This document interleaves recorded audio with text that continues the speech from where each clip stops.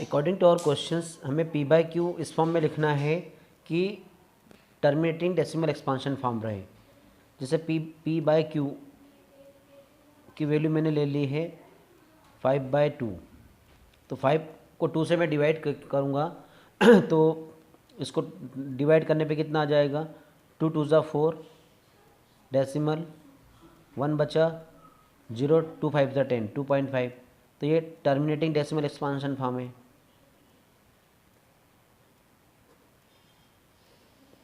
ये इस प्रकार से दूसरा एग्जांपल हमें लेना है कि पी बाई क्यू का अदर लेना, जैसे कि ले लिया मैंने 3/5 ले लिया है। अब 3 डिवाइड नहीं हो रहा है तो 0 लगा दिया है। उसके बाद में यहाँ पे डेसिमल के बाद 0 लगा सकते हो, तो 5 6 ज़ा 30। ये इस प्रकार से ये भी टर्मिनेटिंग डेसिमल एक्सपांशन फॉर्म में है।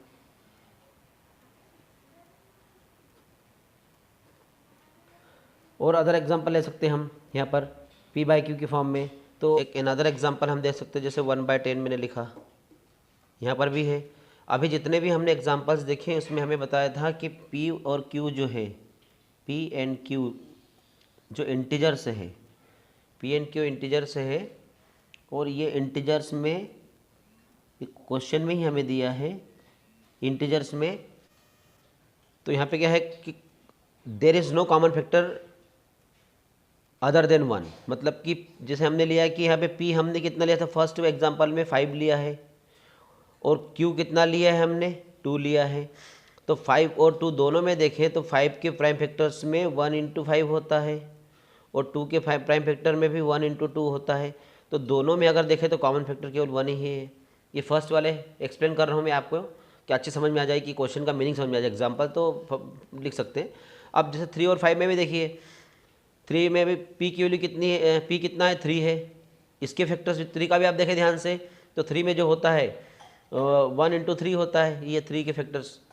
उसके बाद में 5 है, तो 5 का यहाँ बता दिया है, 5 में भी 1 × 5 है। तो दोनों में भी क्या है, there is no common factor other than 1, ये सेटिस्फाई करती है।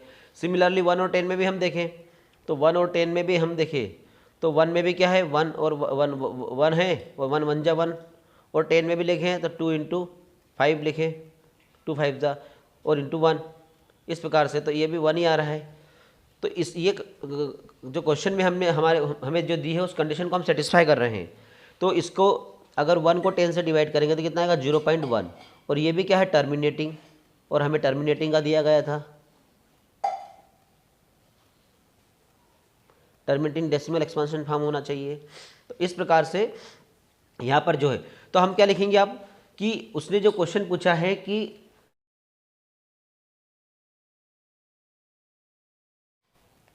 Can you guess what property Q must satisfy. Q जो है यहाँ पर, क्यू यहाँ पे 2 है, क्यू यहाँ पर 5 है, क्यू यहाँ पर 10 है, और 10 को हमने ऐसा 10 को अभी बताया था हमने 2 × 5, 10 के जो प्राइम फैक्टर्स हमने बताए थे 2 × 5 ये। उसके बाद अगर हम दूसरी बात करें कि इनके अलावा जैसे 2 5 और 10 अदर लेते हैं, तो उसमें क्या होगा कि वो मतलब टर्मिनेटिंग नहीं रहेगा, नॉन टर्मिनेटिंग रहेगा।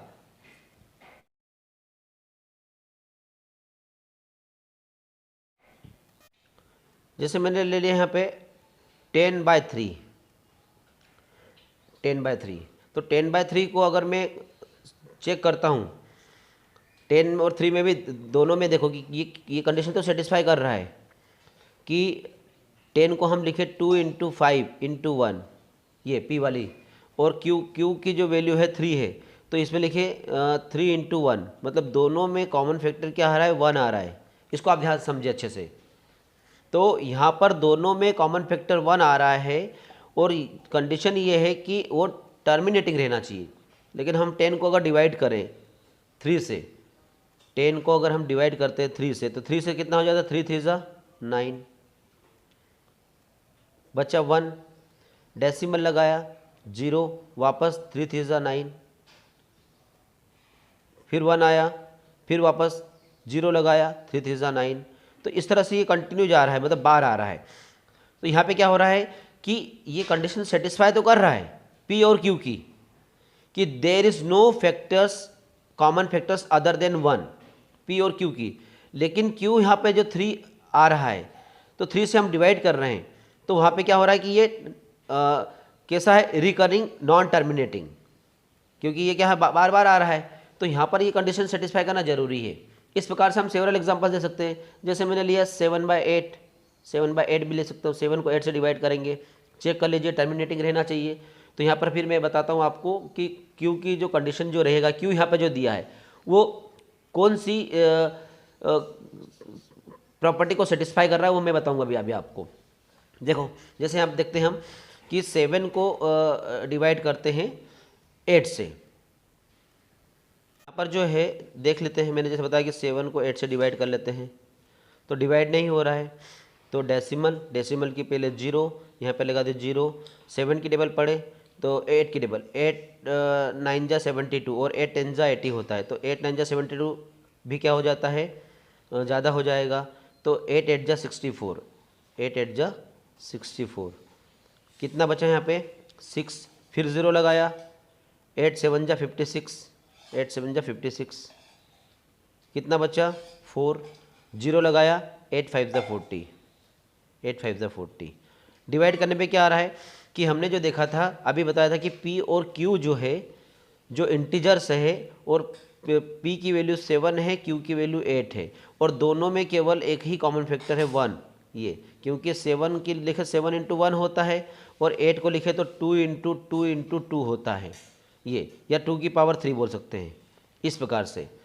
और 8 से डिवाइड करने पर वो टर्मिनेटिंग डेसिमल एक्सपांशन फॉर्म आ गया। इस प्रकार से यहाँ पर अभी हमने देखा कि जो 7 को 8 से डिवाइड करने पे 0.875 आ रहा है यहाँ पे, और ये भी कैसा है, टर्मिनेटिंग डेसिमल एक्सपांशन फॉर्म है। इस प्रकार से जो टर्मिनेटिंग डेसिमल एक्सपांशन फॉर्म है। अब हम यहाँ देख रहे हैं कि Q जो है, Q क्या क्या कर रहा है, Q की वैल्यू जो है, तो Q क्या है कि द डिनोमिनेटर्स, आप देखें Q क्या है, डिनोमिनेटर है, तो यहाँ पे देखेंगे हम लिखेंगे कि थस द डिनोमिनेटर्स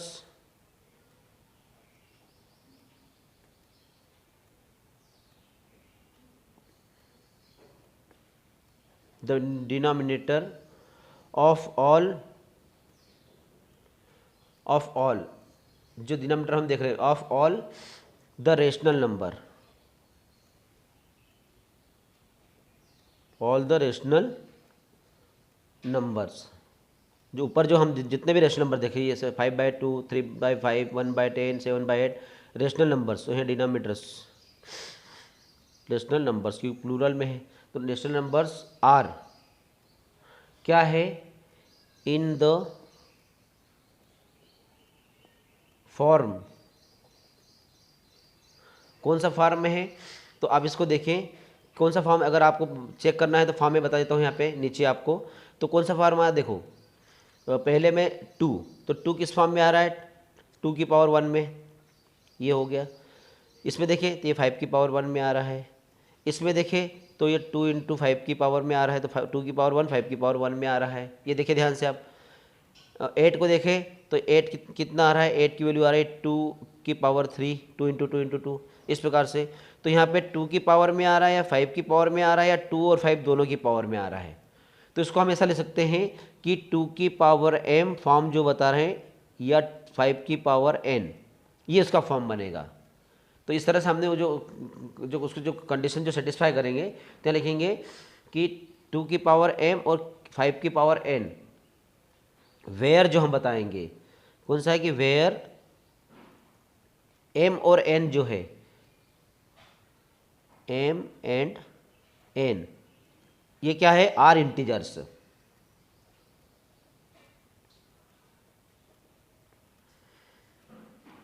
तो कौन सी प्रॉपर्टी को सेटिस्फाई कर रहा है, मस्ट सेटिस्फाई ये 2 power m and 5 power n।